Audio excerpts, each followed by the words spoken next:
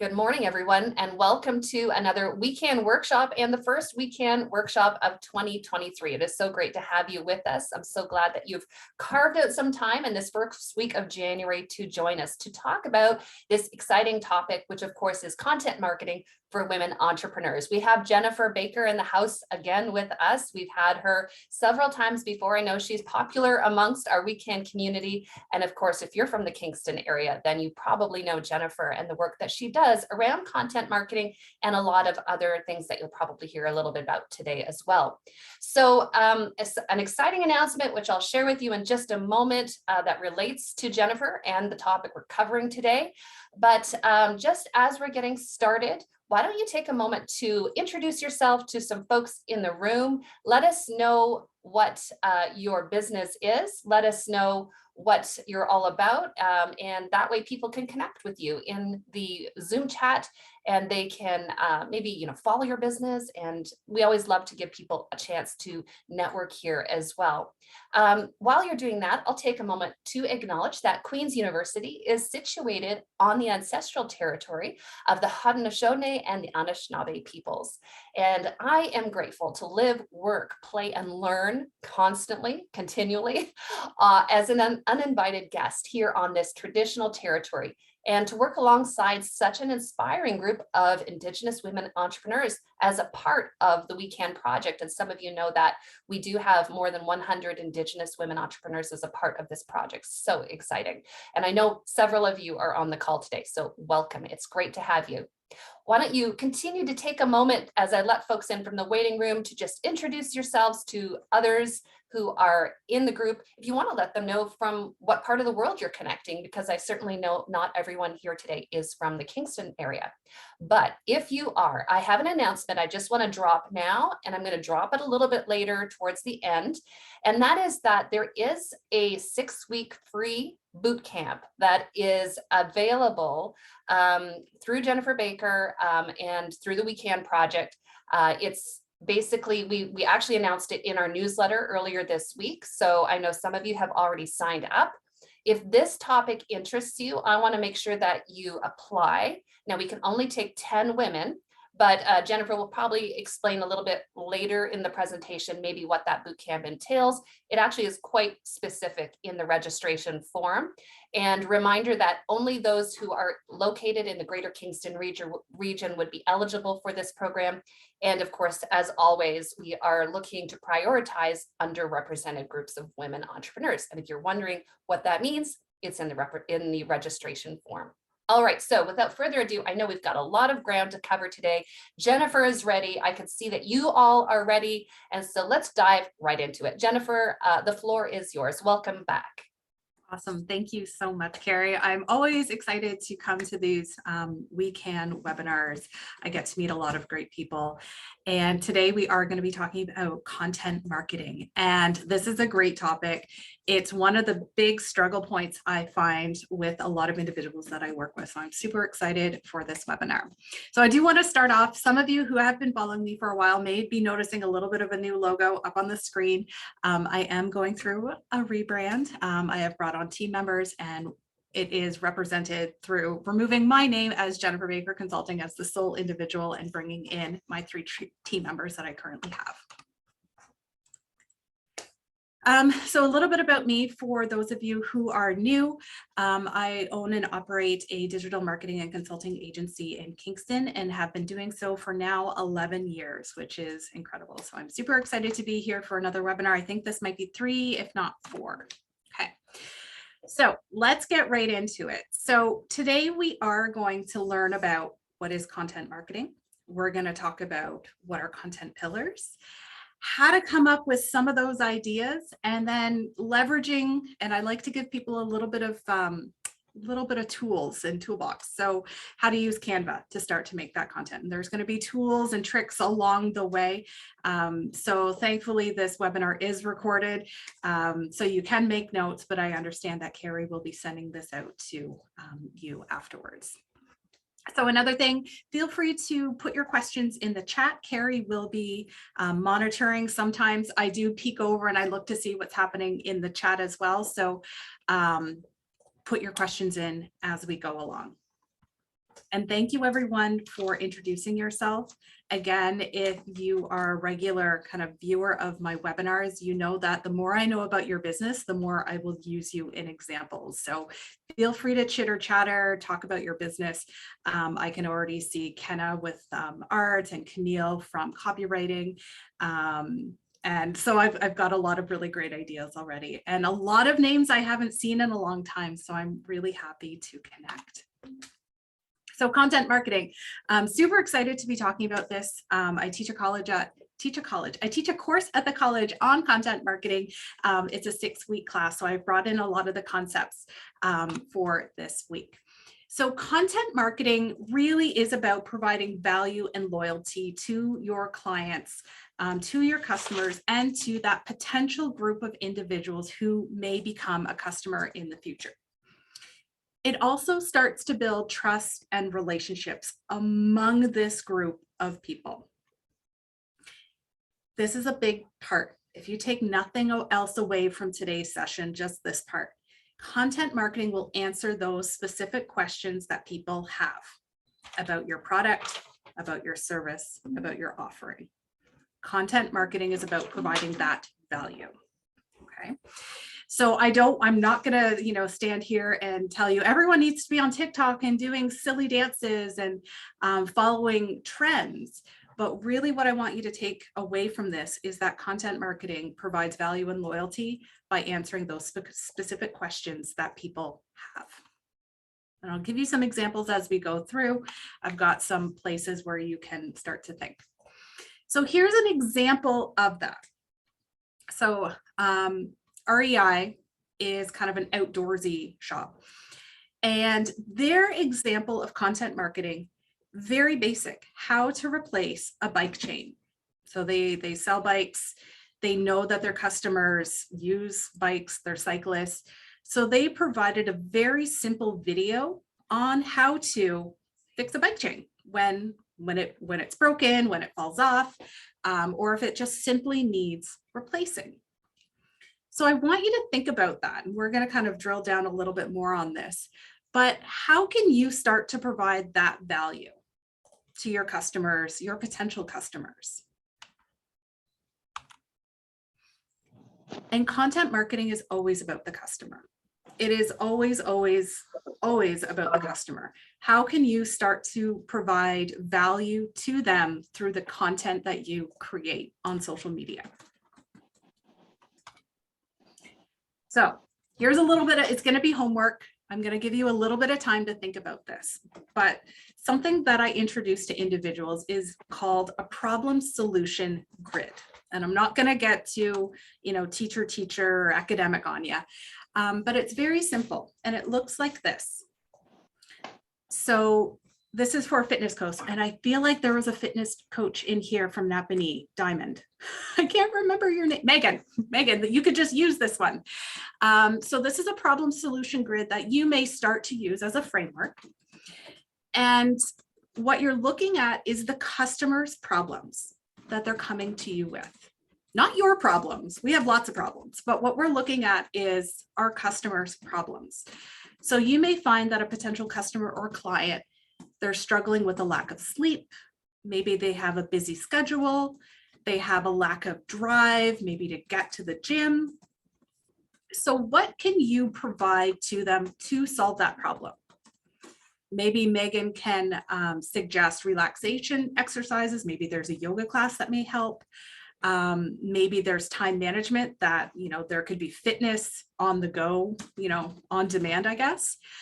And lack of drive. Maybe it's motivational quotes that get people to go to the gym or the fitness facility.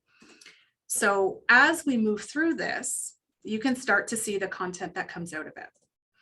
So whether you're writing a blog, 10 exercises to improve your sleep, 5 yoga poses to do before, bedtime, writing in a journal. What does that look like for you? So I want everyone in the chat, if you want, what are some of your customers' problems? And you think, I don't know what their problems are. Oftentimes they'll say, or people will say to me, Jennifer, I don't have time for social media. That's a problem. Or Megan might hear, I just want to lose 10 pounds. Or, Christine might hear, I want to have, gain or maintain muscle as I age. They're coming to you and having a conversation with you, and you need to have your listening ears on and say, what's their problem? And you might hear this. Okay, perfect. Okay, so Liz, we've got feeling alone. Selena, getting dinner on the table. Ooh, that's a good one. That must be a subscription box. Amanda, not sure how to be creative.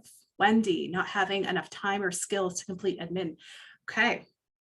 Carrie, launching, growing, scaling. Finding a good campsite.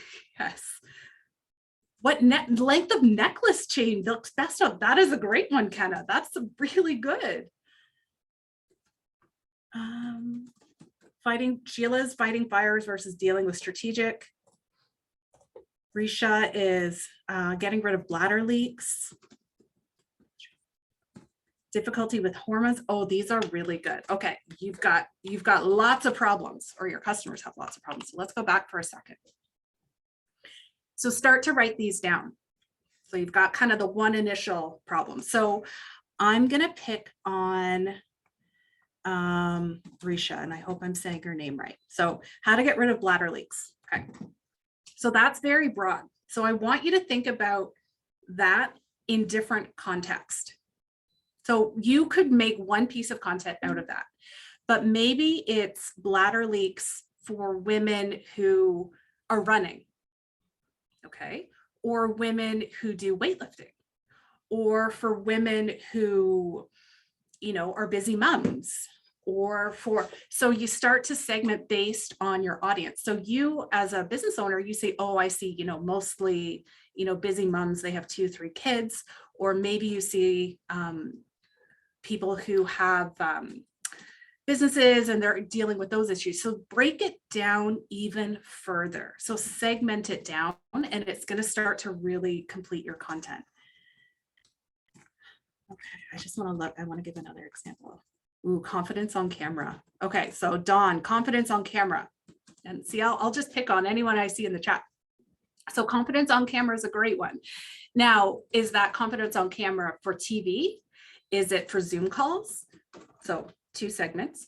And then from that, is it for media interviews? Is it for webinars? Is it for teachers? Is it for business professionals? So, and it could be all of them. And then you start to break down your content, because if you just say confidence on camera, that could be anything from a teacher doing their class and facilitating classes to maybe someone like myself who is doing Zoom webinars. Okay, so start to niche it down. All right. Okay, how's everyone feeling? Does this make sense? So we've got our initial problem. You've got lots of ideas, which is great. And now we start to segment down. We kind of start to niche down here. So make sure to make note of what you're saying. Okay, Melissa said, yep. So we're going to go with Melissa. So you're my gauge today, Melissa. All right, so our content pillars. So what do you think this means? Has anyone heard this term before?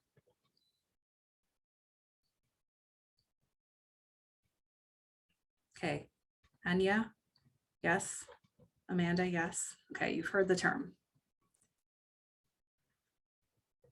So some of you. Okay.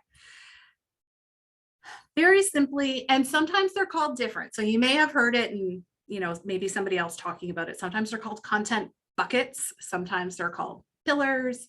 But they're the topics that you're going to regularly post about on social media. Okay. So that's all they really mean. That's your regular scheduled content. Like, what are you going to be posting about? Very broad stroke. So once you start to figure out your problems and your solutions, what are those main elements? So for example, for mine, I'll talk about my team. I'll provide some education behind social media, and I will talk about and share upcoming events. Those are kind of my main 3. If you follow me across most social media, it will fall within those 3 categories. Okay. and you think, I'm not a social media person, I'm different. So something, for example, for the retailers, and I see a couple retailers in here. So you might talk about your products, so new offerings coming in. You might be talking about sales, so like discounts, for example. And then you may want to throw in local events. It could be team members, it could be a behind the scenes. Okay. If you're a restaurant, I don't think there's any restaurants. I feel like there's more like food delivery, food box services in here. But again, we could kind of work with this. So it could be dishes. It could be a behind the scenes, like the actual delivery service, and then people creating the meal out of what was in the box, and then any promotions. Okay. And then nonprofit. I feel like there might have been 1 or 2 nonprofits in here. So it could be in action. What's your nonprofit up to? Any holidays that relate to your charity or organization. And then with most nonprofits, there is annual campaigns or kind of monthly campaigns and so on. So there might be 3. And this is not like, you know, if you are a nonprofit, if you are a retailer, you have to go with this model. It's just getting you thinking broad strokes. What is my content? What am I going to be talking about? Okay. All right. What are we thinking for our content pillars? Before I go on, does everyone have at least maybe 1 content pillar they can start with? So we've got 1 problem for our clients and maybe 1 content pillar. And if you want to share it in the chat, feel free.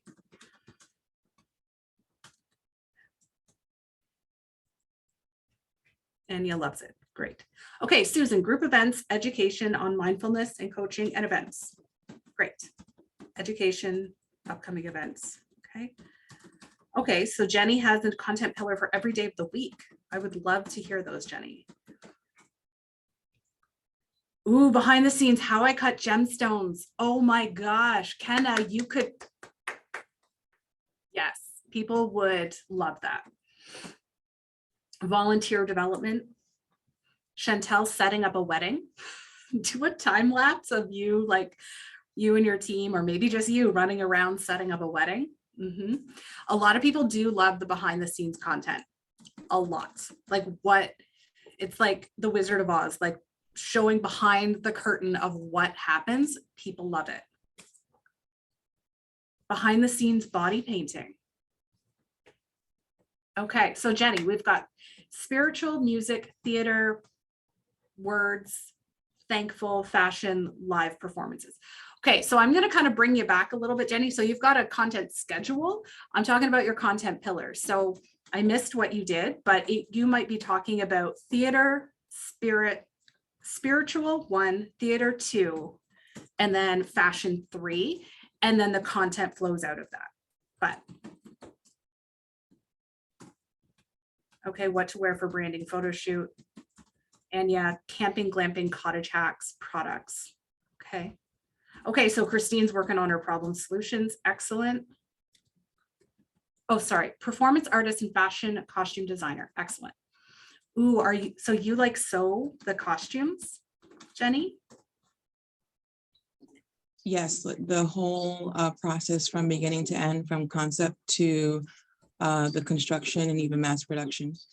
You have just like, this is Instagram reels of like hyperlapse, showing your initial drawings, you at, you know, however you create it. I have no knowledge of that industry, however you create it, and then final scene on like a human body. Like, awesome. Yeah, thank you. The fashion, I know how to do content for, because I've been doing it professionally. It's the performance art and connecting that with community outreach that I'm kind of stumped by. Okay, well, maybe you'll get some tidbits from here. Thank you. Okay, so your content goals. So now we've got some client problems. We've got some content pillars. And then I kind of want to rein you back a little bit. I'm going to rein you back because now you've got lots of ideas. Why are you on social media? What do you want your social media to achieve for your business? Marnie says plus. Okay. Awareness and sales. So people learn to trust me. Excellent. Sheila's visibility. Okay. Selena's more customers. Exposure and leads. Jenny is relevancy and awareness. Connection education. Connections.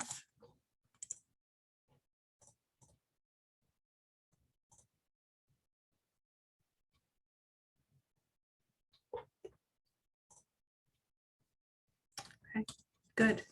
Okay, so you've got some really good ideas about why you are here, why you are on social media. So here's a little bit of a question for you. Does every single thing that you post tie back to that goal or those goals? And I want you to hear my voice every time you go to make a post, at least maybe for the next week. If it's after that, then we've got issues. But when you're sitting at your computer on your device and saying, oh, I have to post something because some social media person said I have to post this many times a day. That's not a reason to post. That is not content marketing. The reason you post is to achieve your goals, and your goals are achieved through your content pillars and solving those problems. So we just went through a big, Christmas, New Year's, Christmas, New Year holiday. I don't even know what to call it. And my feed was full of Happy Christmas, Merry Christmas, Happy New Year. I'm like, scroll, scroll, scroll, scroll. None of those are achieving anything. Okay. All right, so I'm going to pause because I see Sarah with their hand up. Morning, how are you? Good morning. So I have two separate marketing segments, I guess. And I've been told to go with the entertainment one, which isn't helping me at this point, which is why I started it in the first place. Because I'm not outletting or healing in real time with the same people that I have as my followers. So I would like to know how I can differentiate the two to not intertwine them. Because I'm an artist and we intertwine everything. I do have people that have come to do the entertainment part of it, but also to relieve stress at the same time, because of meeting me out at the markets and what I represent, which was suicide prevention awareness and PTSD and CPTSD and domestic violence and all of these things that cause these injuries and injustices through the correction system. So these are like literally the core things as to what this was designed for. And I've basically become voclempt because this isn't me. This isn't authentic. I didn't come here to entertain people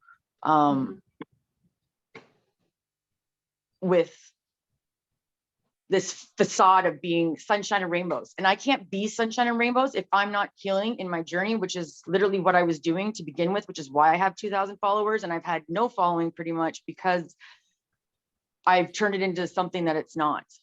And I would like to know how to be able to differentiate the two, because at the core, that is key as to why this exists. Otherwise, I would just be the same as any other money grab right now and some rage room that's being used as a research project for trauma outletting. So if I could have some guidance or help with that, that would be amazing.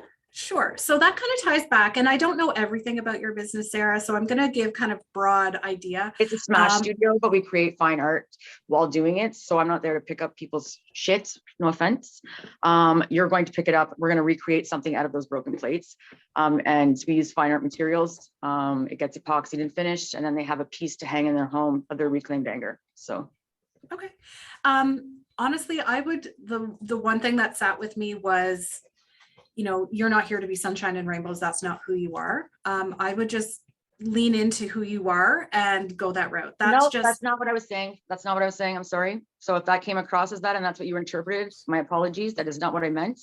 What I meant is that I used to be sunshine and rainbows like every day.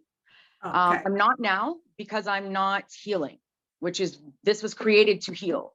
And so if I'm not concentrated on that part and being a show pony over here and a monkey for business, it's making me lose business, if that makes sense, because I'm Okay. not being authentic to where we started this from, Okay.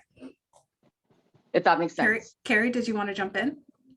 Maybe I'm wording it wrong. I always do. Thank you for bringing it. Yeah, no, and I had just put in the Zoom chat that there is a fine line, especially if you're dealing with a serious issue. And we have different businesses on the call right now that are issues-based businesses. So, and certainly Jennifer's not saying, don't be serious. You're a serious business. You also have to, you know, be customer friendly in that you don't want to scare people away by, you know, being super, you know, I guess, all like it's about the issue, but it's also about inviting people into the issue to learn, to heal, as Sarah has mentioned. So Jennifer, I'll turn it over to you. Any ideas for sort of incorporating issues into this type of content marketing, which people do all the time by the millions of accounts, and I'm sure you've seen many of those before. And I can do this in person. Like I literally have done it in person the past year. So I'm good at that. It's all right. So let's see. digital. Well, Sarah, we'll let Jennifer answer, and then we're going to move on. But it's a I great was just question. following up. I don't need to be cut off. Thank you. Yeah, that's a great one. Yeah, I love Thanks. it. Go ahead, Jennifer. Part of it is going to go into your goals and really what your social media and what you want it to achieve. So I think that's kind of a good point to bring in. It's all about what you want to achieve as a business owner and kind of the ultimate vision of the goal. So if that's kind of the direction and route that you'd like to go, then that's, you know, what you should be doing. So some of the common goals that we've seen, even in the chat, what I teach at the college, you're doing social media for awareness, sales, lead or lead generation. Nobody mentioned it.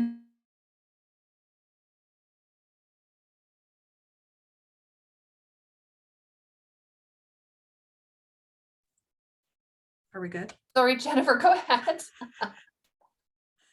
Carrie was getting a bit excited. She muted me. So some people do have social media for customer service purposes, and some people simply want social media as an outlet for engagement with their audience.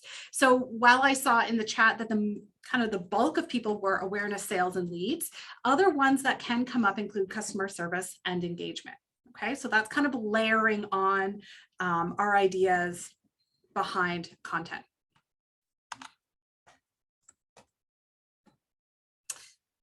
So we talked, I think I got ahead of myself in the presentation. Okay, so we've talked about your content pillars. We've talked about some of your problems, and then we've talked about some of your goals at this point. So now kind of we've got this overarching idea of collection of kind of the framework. And now I want you to start to collect some of your ideas. So some of my favorite tools for collecting ideas. Number one, using the save function on your social media for inspiration. So if you do want to get into doing Instagram Reels, Facebook Reels are a thing, folks. If you want to get into TikTok or Twitter, there's a save function. So as you start to find maybe dances that you want to do, or even audio that you want to use, start tapping that save function. So if you just are taking 10 minutes and you're scrolling social media, do a little research as you're going and utilize that save function. You can also start to record your ideas in a notebook. You know, some of us just don't like to do everything online. So some people like to write out their ideas. They go through their problem solution grid and they record their ideas in a notebook. Sometimes it's just going back to your content pillars and saying, I'm stuck for ideas. What are my content pillars? Education. Okay, what's something new in the industry that is going to help my clients or help my customers? And then the fourth, it might be reviewing or adding to your problem solution grid. you know, maybe it's been a month since you reviewed it. New customers, clients have come in, you've gotten questions by email. What are they asking? And something I didn't mention before with the problem solution grid, oftentimes it's your frequently asked questions page. So outside of the operations questions of, you know, delivery or maybe taxes and things like that, people just have questions about your products and services and how you operate. Use that as a starting point for your content as well. All right, one of my favorite tools for getting ideas. Has anyone heard about this? Answer the public. Has anyone heard about this? It's good. No. Okay. On a previous webinar, you already know. Okay. So I'm going to do this. I like to do some live little demos in here. So it's a free tool. I think you get one free search per day, and I've saved it for this webinar. So you get one free search per day, and then you have to get an account. And I think you get two, but then you can pay, etc. You can do one a day.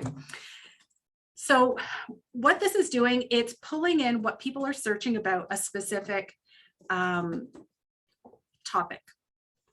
So let's just do. Jennifer, we can't see your live screen probably because you're you probably have to go into the internet. I do. Yeah. I did drop it into the Zoom chat though for anyone who wants to try it on their own. But remember, Jennifer, you just said we can only have one search a day. Yeah. Okay. So just Can we keep see that it in now? mind, folks. Can you see it now with the black screen? Yes, we can. The Thank black- you. Okay. Okay. So let's just, I've got some previous searches in here. So I can do chocolate peanut butter, digital marketing, and I'll just do digital marketing. So you might do, so we've had, you know, art, we've had bladder control, we've had, you know, hormone therapy, we've had, so you can start to include and ask these questions. So I'm just going to click search, and it takes a moment for it to come up. Oh, it's answer the public, Carrie, not ask the public. I don't know where you sent these people. Okay. So then what you get out of this, I'm not a huge fan of the circle because you kind of have to, you know, move your head around a bit. So these are the questions that people are asking about digital marketing, when digital marketing started, when it started in the world, when to do digital marketing, how to understand it. These are the questions that people have about this topic. So how many blogs could I write about this? Why is digital marketing course in demand? Digital marketing is best in India. And then we go into different search criteria. Is digital marketing good or bad? What is it also known as? Look how much content is just generated from 2 words. So thank you, Carrie. So going back to your initial problem solution grid, understanding what that question is, go in, ask that question, and it might be those 2 keywords that you have, and come here, and this will start to generate lots of ideas. Some is not going to be 100% relevant, but even if you get 5 to 10 ideas out of here, and from here, it could be creating graphics, it could creating blogs, it could be videos. Digital marketing can only be done offline. Okay, let's just, so what's good about this, you can save the image. So these spiral circles here, you can save the image, you put it in your content idea folder, and you kind of go back to it, you cross things off as you've created that content, or maybe it's just not relevant, but it's awesome.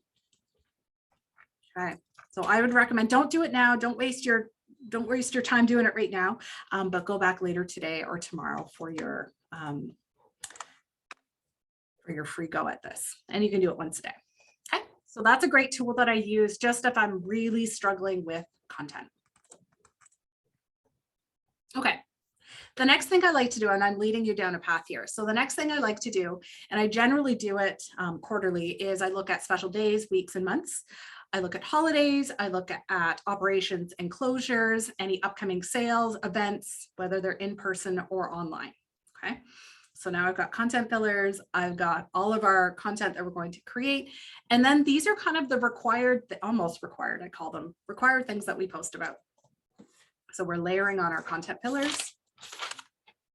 And then we start planning 3 months out.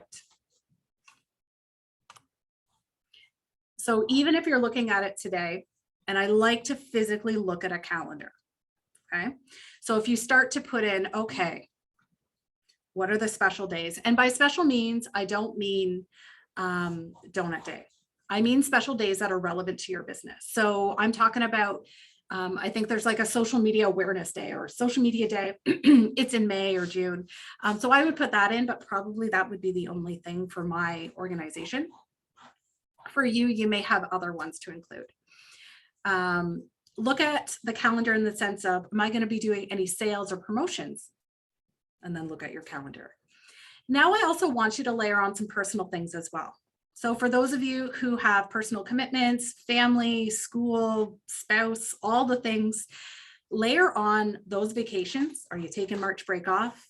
Are the kids out for a PD day? What's Easter doing to your hours? Oh, I guess Easter is late this year. Okay, so then it starts to block off some of the pieces and some of the areas in here. And then the next thing you're going to do is layer on those content pillars. Okay, so you're looking at January, you go, okay, we've got a clean month here. I'm going to talk about education in these areas. I'm going to talk about events in these areas. I have no vacations, no school, PD days, etc. January looks good. So that's the visual really starts to help. Oh, what business? This is Liz. It can be any business that I'm talking about at this point. It can be yours or mine. This is just talking in general. So for those of you who are either sole proprietors or solo entrepreneurs at this point, you do have to take into consideration those vacation and school PD days. Full disclosure, I was at home with my son yesterday and I was going to go nuts. There was one woman who's on the call today who was very gracious when my son came in and was asking for Mario time. So you do have to layer on if you are going to be available all day to be able to create that content. Okay. I'm glad, Sheila. So this is a graphic that I do use in my class, and it really helps to visualize the importance of your content and that buyer decision. So where most of us are currently with our social media content, we're in the awareness kind of top of the funnel. We're doing social media posts. We might be doing infographics. We might be doing quizzes on LinkedIn, maybe some videos. That's really awareness. Like that's what it is. So for those of you saying, you know, you wanted lead generation or you wanted sales, you need to start looking at the pieces that are below that awareness phase.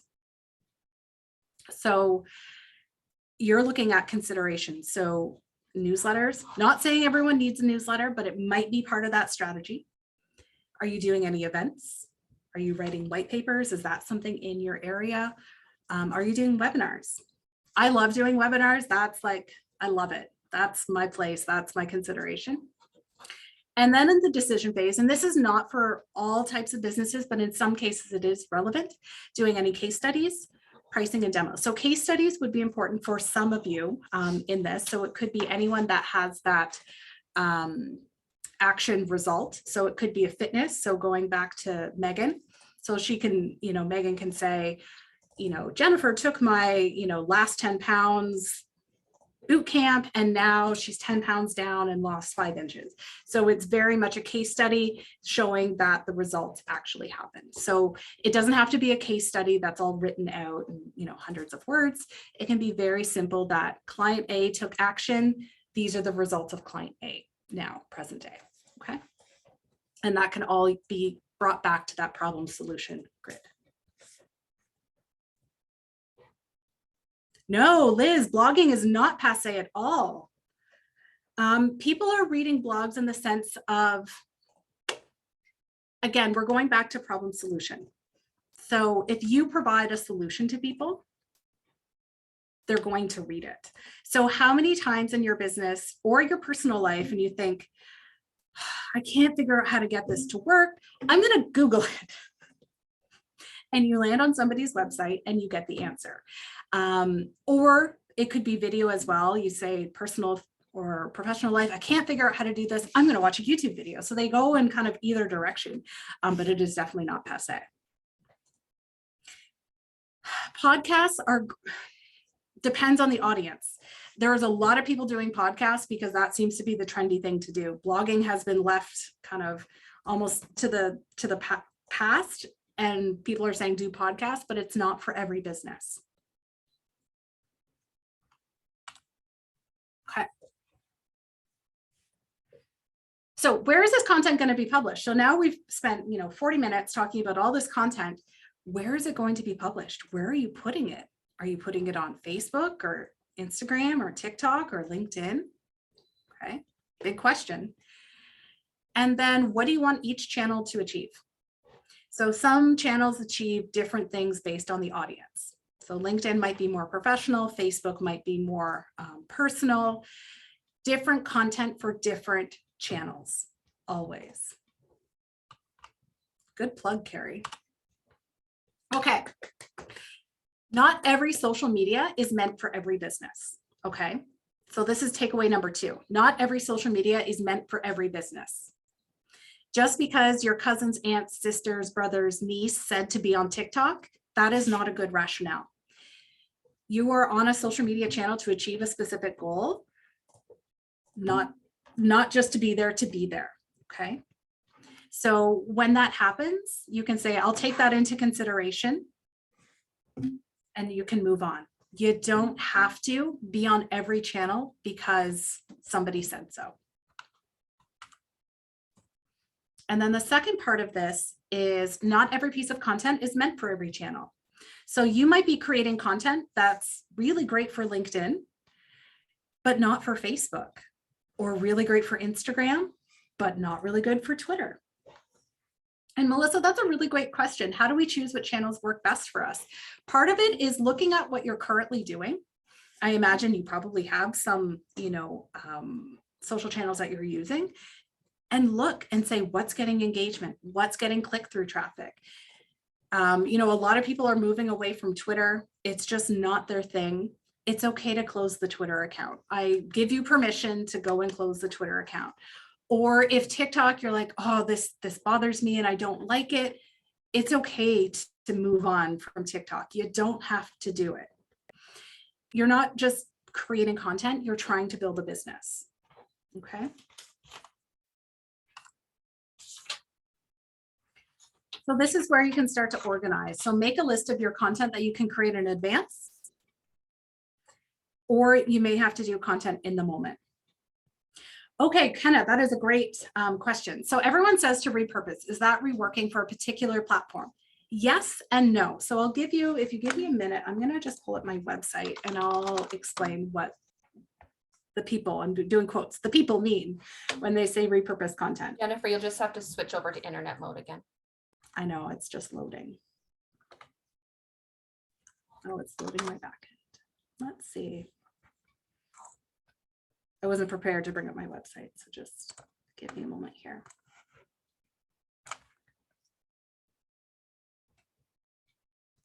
Okay. So Kenna, the question about repurposing content. So I wrote a blog, or one of my team members wrote a blog last month about email marketing.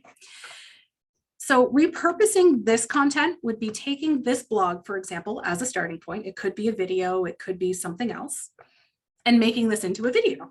So I could do a video blog essentially, or a mini teaching on email marketing, hitting these key points, looking at the stats, why it works, how to build a list, and so on. So I can repurpose this blog into a video, a longer form.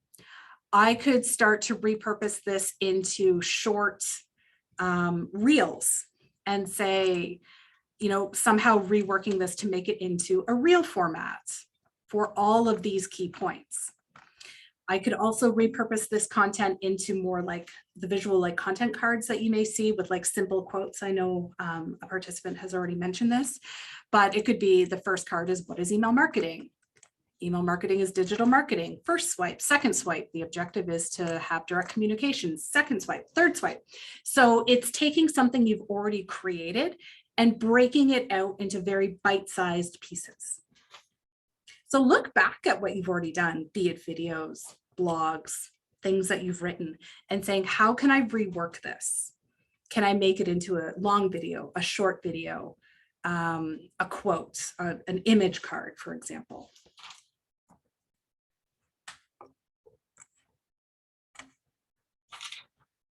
Jenny, that is a great question. I can't show you right now because my phone's not hooked up. Maybe I'll try and get to that after.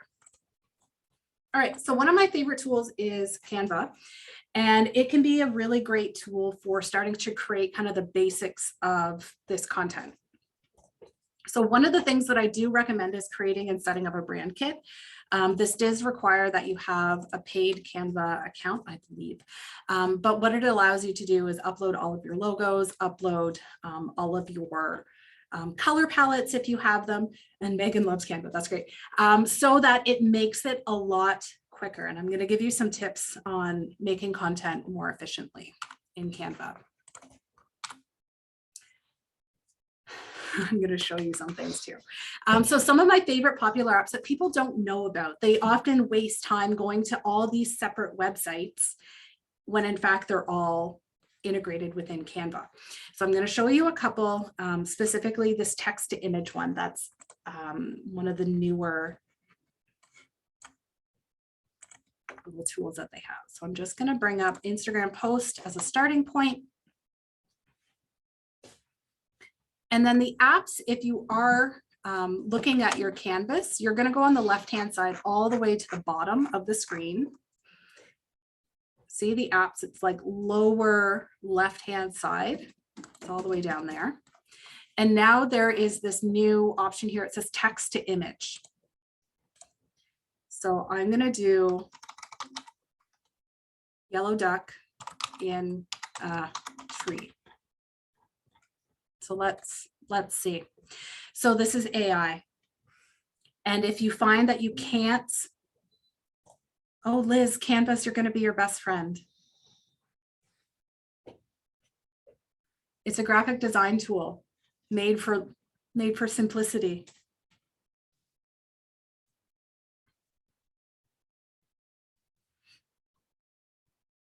Okay. So now we've got Canva. And I've got a duck sitting in a tree. And this is generated through AI. So you can start to create images simply by putting in keywords about things that you're looking for. So yes, you can scroll through all the images, but you can also use AI here as well. Okay, so that's a really neat tool. So yellow duck in a tree. Yeah.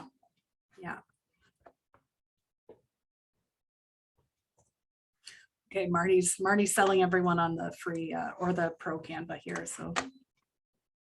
So go through and start to look at all the apps that are available. I'm going to bring it up again here so you can see. So when you're on Canva, on the main screen, on the left-hand side, we've got Discover Apps. They're all in here. And you may think, Jennifer, I don't even know where to start. Go to photo editing. And look, background remover, enhancing shadows. There might be productivity, so you can connect up your Facebook or Instagram account if you're constantly trying to share images. You can do design, so you can do QR codes in here. You can do GIFs or GIFs. I'm not sure which is the right way. You can add YouTube videos. You can have stock photography in addition to the Canva library. So Pexels, Pixabay.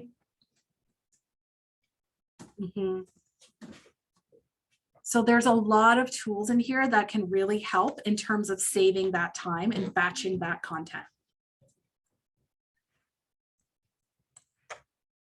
I do have Canva webinars from time to time. Okay. So now I'm going to start to, I do want to go through an example just to show you what you can do with Canva. And I'm related to, or I want to discuss the content that can be created in advance. Okay. So I'm going to go through an example. I'm going to use an Instagram post and kind of show you some of the main pieces that are going to help you create more efficient content or content more efficiently. So Canva, number one, will save your designs as you go. So you don't have to constantly save and worry that your content will disappear if your internet drops or something like that. So what you want to do is start typically with a template. So you can do an Instagram post, you can do Instagram story is where most people start. And what I like to start people with is Instagram.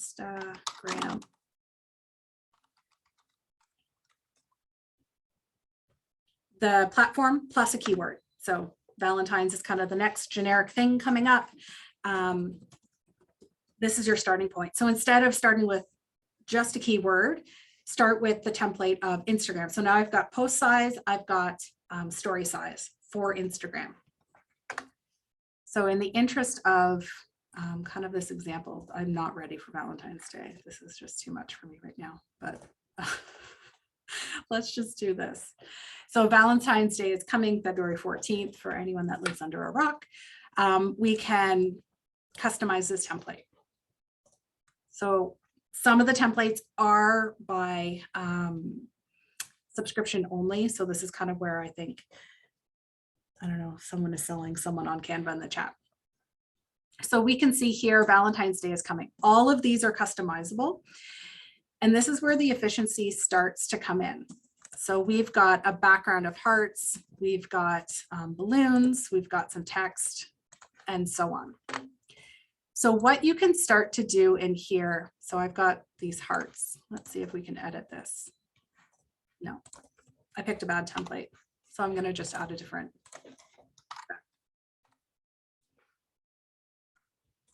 Give me a moment to find some hearts. Maybe this.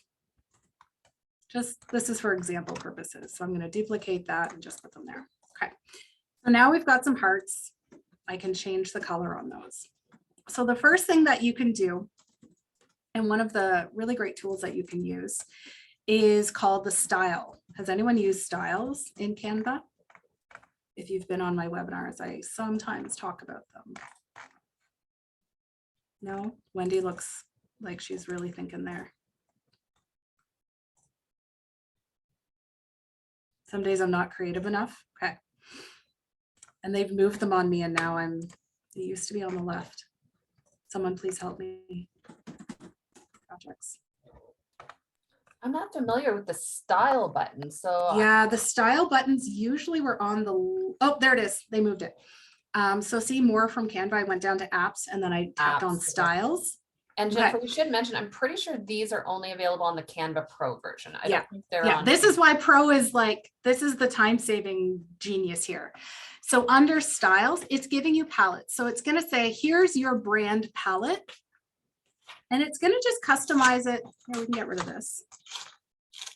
There. Now it's customized for my brand palette. Okay, so let's duplicate this. So this is also going to be your best friend. So click duplicate. And then you think, oh, maybe I want kind of a funkier bright color. You can change it to make it look like this. Duplicate it again. Choose a different combination. So these styles, so number one, having your brand kit is great because you can just simply tap through the different options. Let's go into something like this. So this brand guide that I have, so it gave me purple with kind of a teal, and I go, meh, that's not my favorite. So you can actually tap on it again, and it will give you a different option. So you can keep tapping through to find the combination of or colors that you like. So you're not kind of going back and saying, what's my brand color? And, you know, playing around with the hex codes. It's simply tapping. And it will give 3 different versions depending on how many color palettes you have or colors that you have in your palette. Okay. So really, you could have lots of different colors and designs for one post. Okay. So that's something to consider. Now, when you're going through here, this is kind of where people say batching content. And I've seen some Instagram reels recently where people are like, don't batch content. Depends on what batching means. Sometimes I like to do a lot of evergreen content in advance. So if you know you have sales coming up, if you know that you're going to be putting like Valentine's Day, St. Patrick's Day, do all of that in advance. So spend, you know, half a day and do it all now. So when you duplicate the page, you know, if this is something that's relevant, not saying it's relevant for everybody. So happy St. Patrick's Day. And then we're just going to go up here and find a shamrock.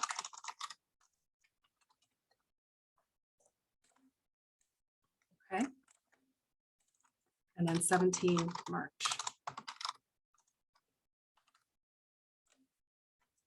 And go back down to styles, which I wish they didn't actually kind of hide away from us, but or maybe they put it now. Where did it go? I'm just going to move on if they've moved it and I can't find it. So they keep moving it on me, so forgive me. So in here, this is where you start to gain your time back. If you know in advance, looking back at those 3 months, saying, okay, I've got 3 sales coming up, I'm going to make the graphics. I've got, you know, 3 holidays, I'm going to make the graphics. Do you then make the occasion posts related to goals? Yes. Yeah. And I'm using these as very simple examples, not to say everybody should be posting about St. Patrick's Day and Valentine's Day, for example. So now you've got this basic. Now, the next thing that Canva will let you do is the resize, which is a premium service, I guess you could say. So I can go to resize and then I want a square graphic. Okay. So it's going to take all of my designs, copy and resize. Thanks for coming, Dawn. So now it resizes and now I've got square templates. So instead of redoing everything again, they're square. Now, if you do not maybe have the budget or you just don't want to pay for premium at the moment, a really quick hack, I don't often use the word hack, but all I do is copy. So drag and copy. See, drag and copy. And then I Control V, paste. It does the same thing. Where'd it go? Let's just take this one out. Let's do comparison. It does the same thing. If you just want to copy paste, if you don't have the budget right now, it's going to achieve the same goal. This doesn't magically make it perfect within that square format. You're still going to have to rework it a little bit. Okay. And so that's, and yeah, that's a good point. Is there an order for the best resizing? Not really. I often start with square. I find that one's the easiest to manipulate into a story format and then into, you know, any shape format. But you might find one that works better for you. Okay. So copy paste just works just as good as a resize. Now, if you've got hundreds of designs in here, you know, this is where the premium is going to be a little bit more efficient for you, but otherwise it's a good start.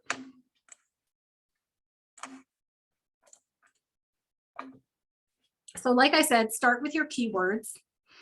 So that could be quotes, that could be holidays. So if you're in the education, you know, one of your content pillars, you could start with quotes, and this is where your education comes in.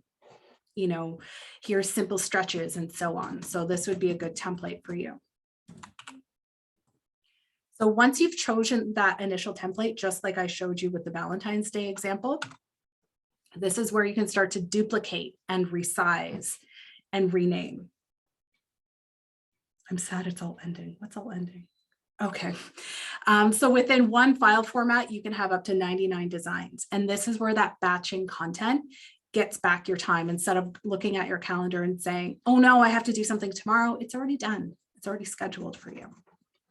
The other thing that I'm going to mention as well, I'm going to bring back,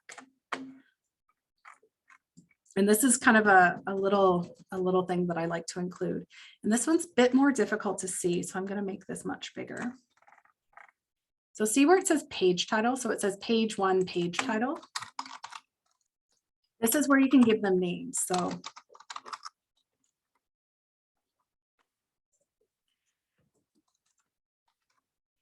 green Valentine's Day, purple So this also reduces when you download all of your content, it's not named 1, 2, 3, 4, 5. So Purple Valentine's Day, and then you might say story or Instagram. So you know where it's going and you don't have to sort through all of your file sizes. Okay, so see down here, I tap this square down in the bottom right-hand corner and we can see green Valentines, purple Valentines. And that's how you can resize so that when you're getting your content, it's organized when it gets to your desktop or your downloads folder.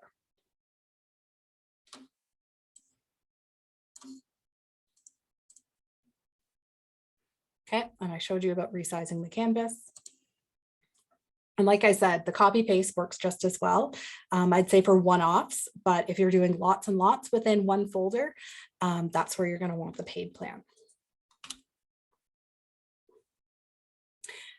And then has anyone tried the copy, the duplicate project or make a copy? Wendy has. Yes. Okay. Everyone seems to like the copy project. Okay, so the copy project under file, make a copy. So sometimes once you've kind of created that template that you like, make a copy of it and then start working again. And this is where you might make small iterations to it or small changes. So the making a copy is also a really great tool.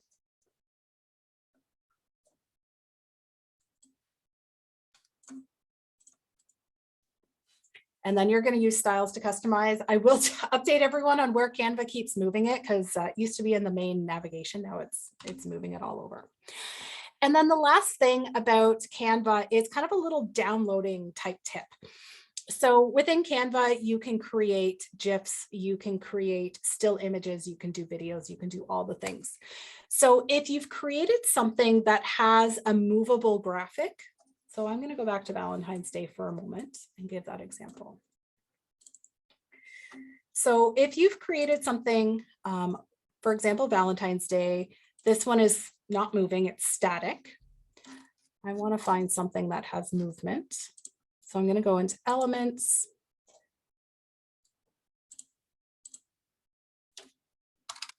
Art. Let's see if it's going to come right up. Animated. So let's pretend we put the movement in. So you can download this as an MP4. So that can go on Instagram stories.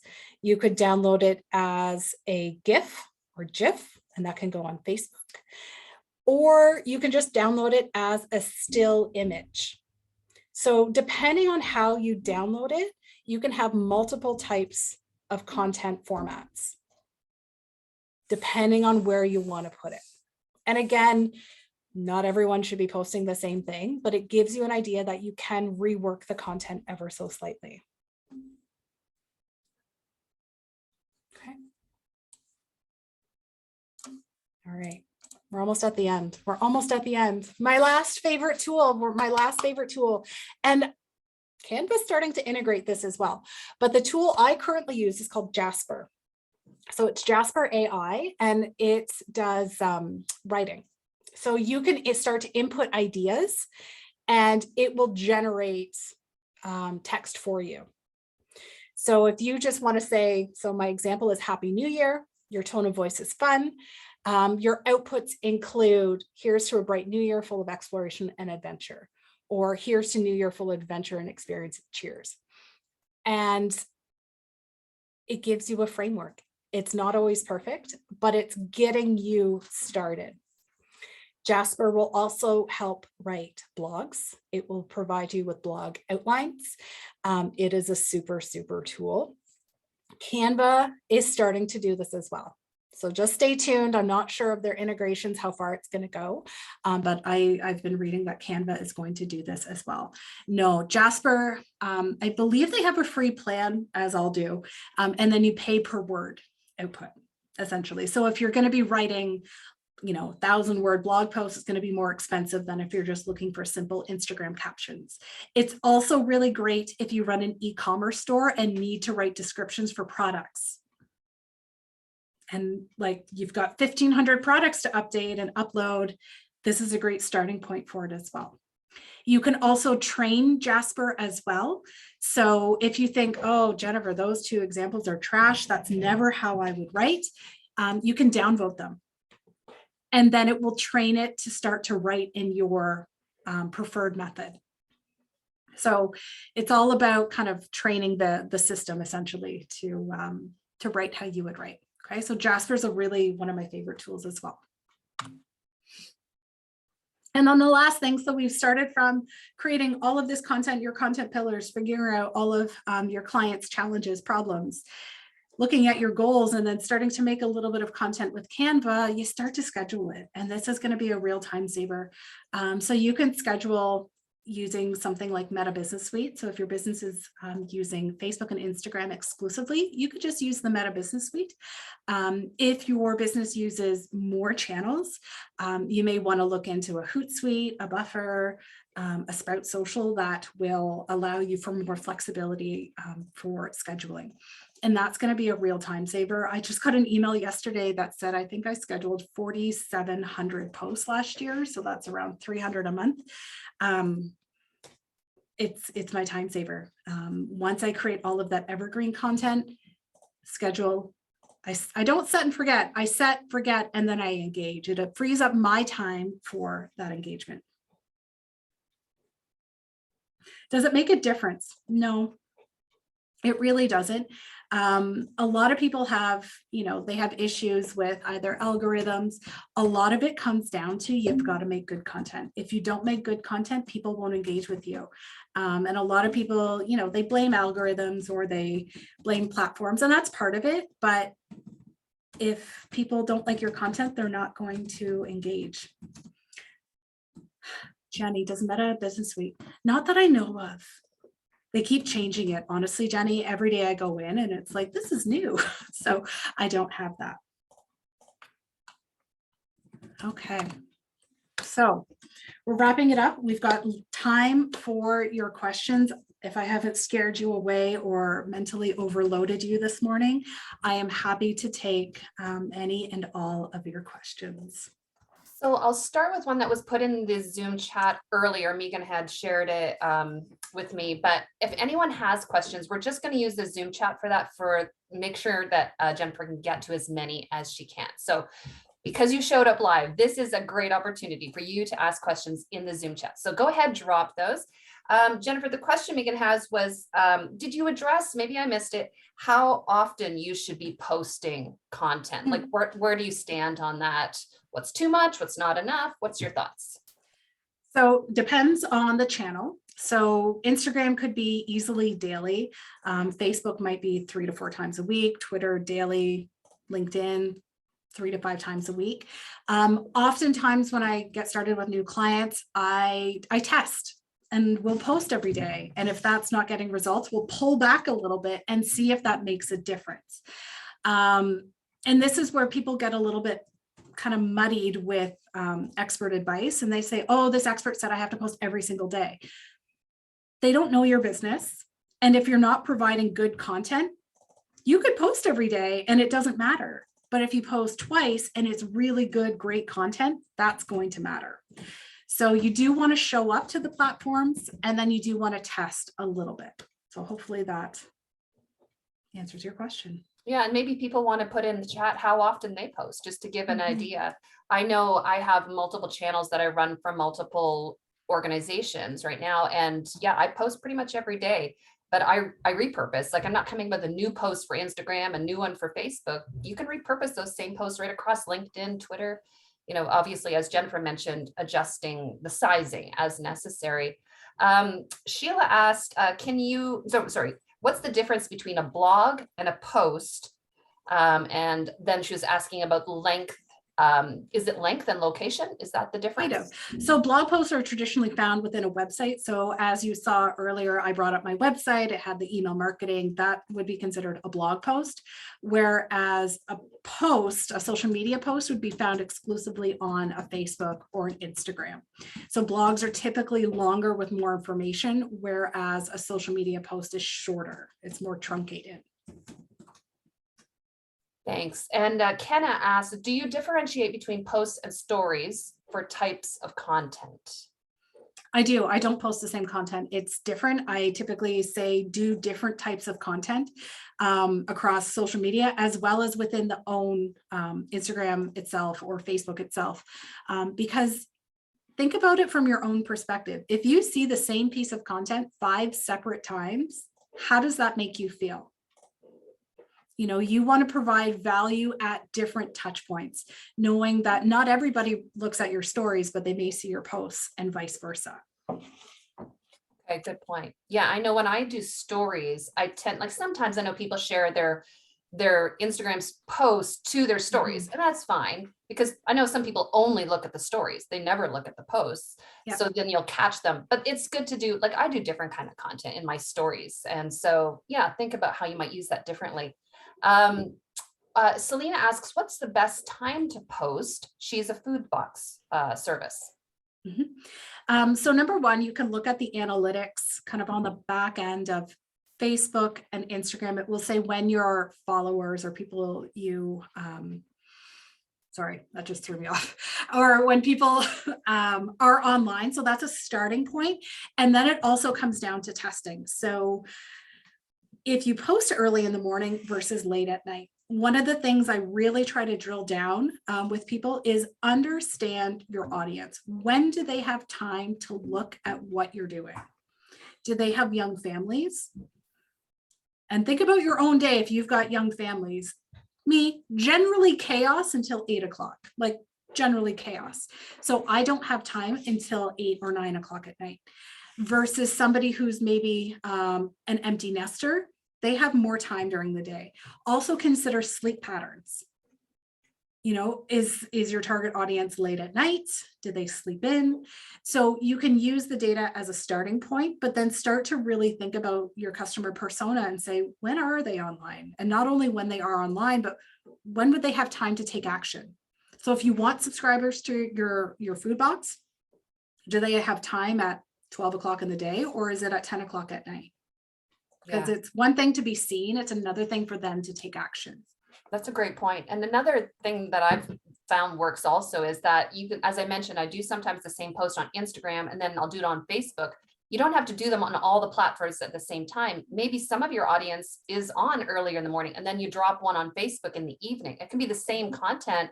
And honestly, so many of my followers are on both platforms. So it's almost a way to guarantee. An actual point about that, Carrie, I noticed I was looking at the Meta Business Manager this morning, and it gives a breakdown of the same followers if they follow you on Facebook and Instagram. So I noticed that today. So it's like only 10% of the people who follow me on Facebook follow me on. So it's a totally different audience for me. Yeah, look at that's in there now. Love it. Yeah. Jenny is asking, does Canva guide you in creating the brand kit?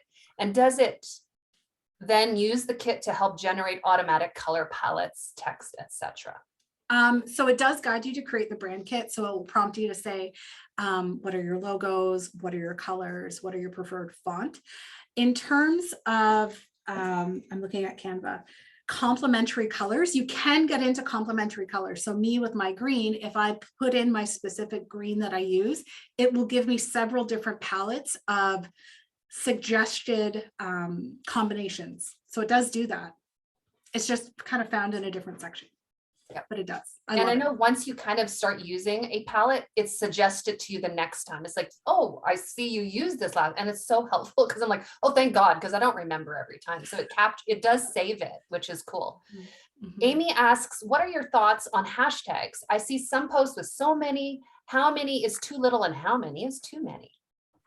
It depends on the platform. So on Instagram, while you can put up to 30, it's often recommended to keep it closer to 10 at this point. LinkedIn is 3, Facebook is 0, Twitter is 2 to 3.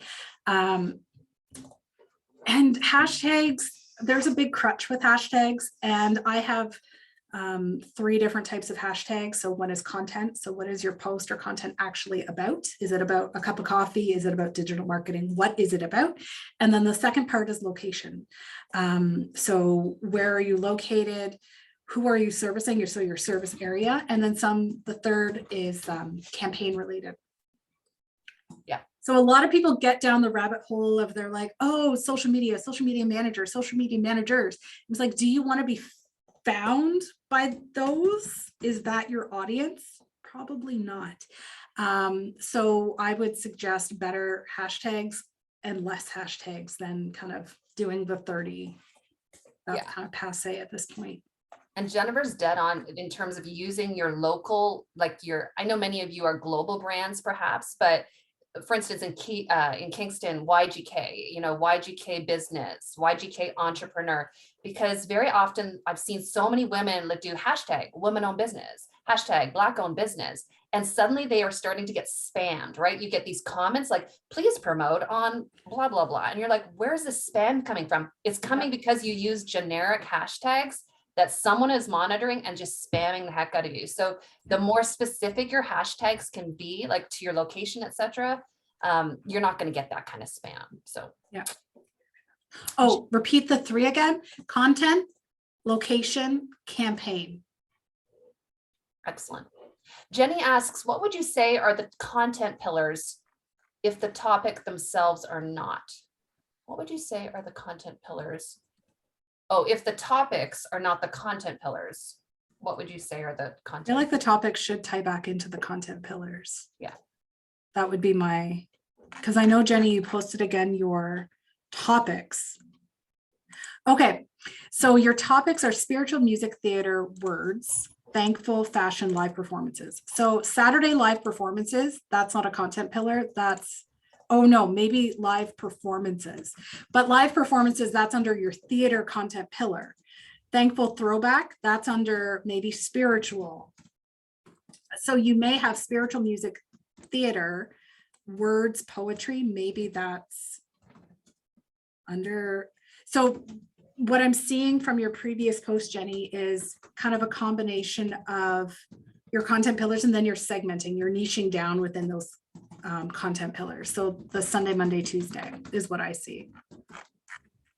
Great. Okay. I'm madly looking in the Zoom chat. I think I'm getting, Jennifer, I don't know if you're seeing any that I have missed.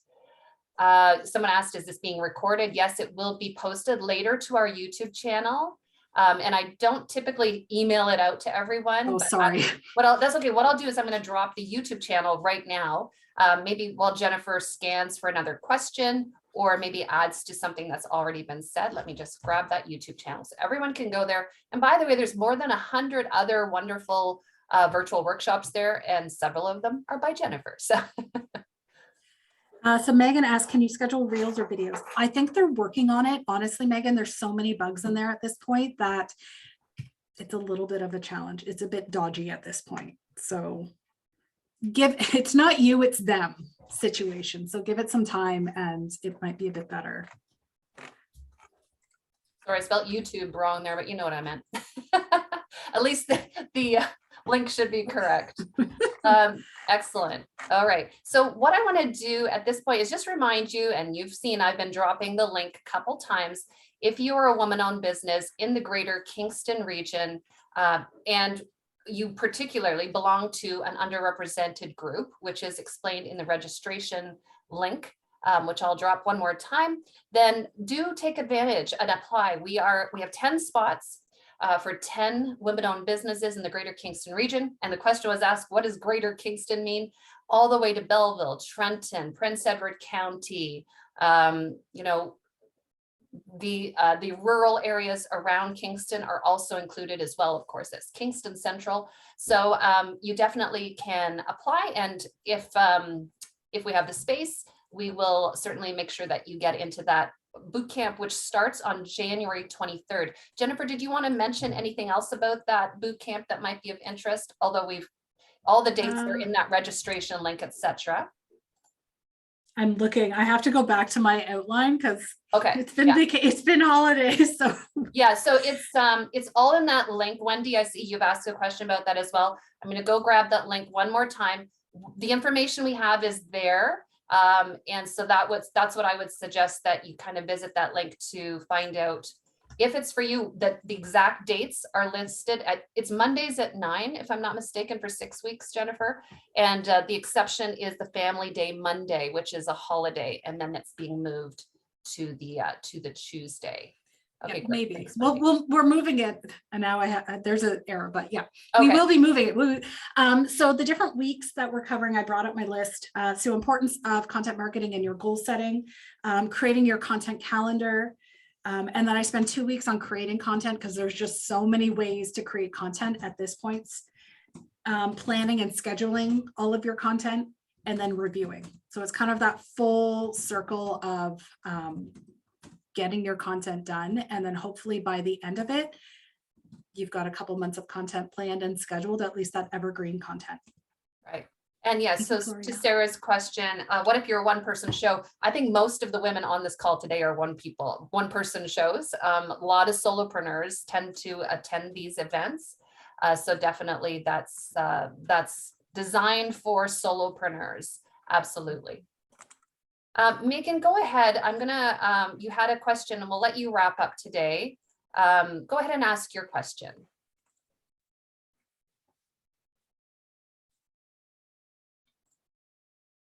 Oh, maybe it's the wrong Megan that I was, that's Megan. There's a Megan and there's a Megan. Hold on, let me find Megan. You moved on my screen.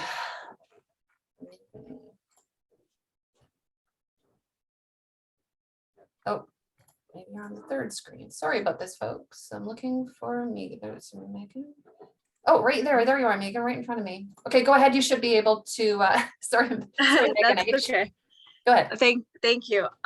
Jennifer, I just want to make sure that I have this clear, and I'll put my video on too. I'm wanting to connect everything together. So you talked about having your content marketing. So we want to tie in the problems that people have to solve their problems, but how do we tie that into then the content pillars? Because it might get repetitive in my mind seeing all these, oh, how are you lacking energy? Oh, you have no energy. Oh, you have no time. How do we connect it to the content pillars, and should we always connect it to the content pillars, and in what way so it doesn't seem repetitive? For my content pillars, I have products, any sales or promotions, behind the scenes, education, and client results.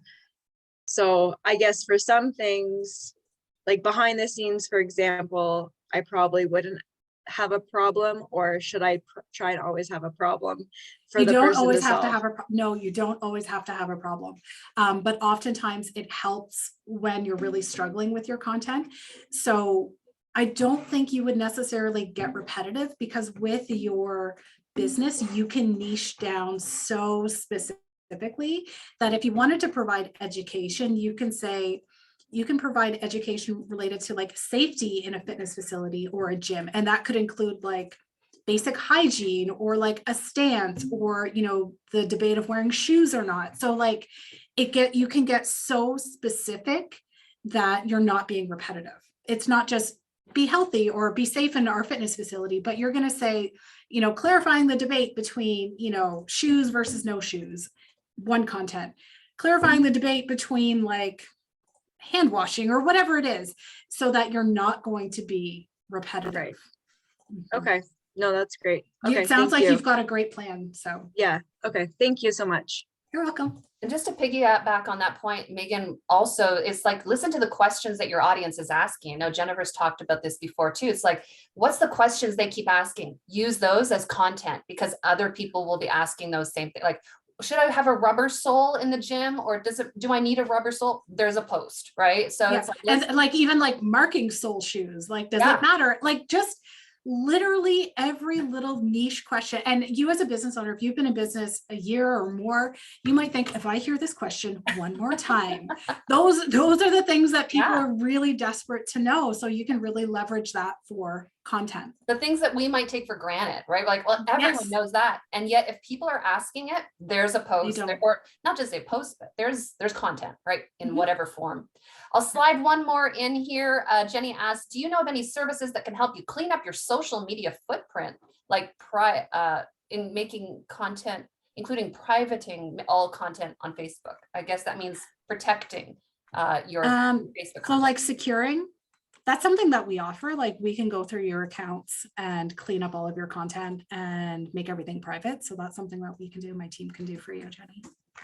All right, so we are at time, folks. So many great questions. Thank you so much. I'm going to put my email into the chat one more time, just in case people want to get a hold of me. Jennifer, if you also want to put your email, if they missed it earlier, you think I all put it all. hopefully have seen as well the content link, which is there one more time for the boot camp with Jennifer Baker. We're not trying to sell you on this. It's free. So this is like value, value, value. Anyone who's done a work boot camp with Jennifer through the We Can project or elsewhere knows there's great value. So I do encourage you to, like I said, there's only 10 spots, but we will do what we can to get you in. So thank you so much, everyone, for attending today, for carving out this time at the start of your year to invest in yourself and your business. Thank you, Jennifer, again, for a thought-provoking seminar, as well as some great aha moments and tools that we can practically apply to our businesses today. Thank you, everyone, for attending, and have a fabulous 2023. We'll see you soon at the next We Can workshop. Take care.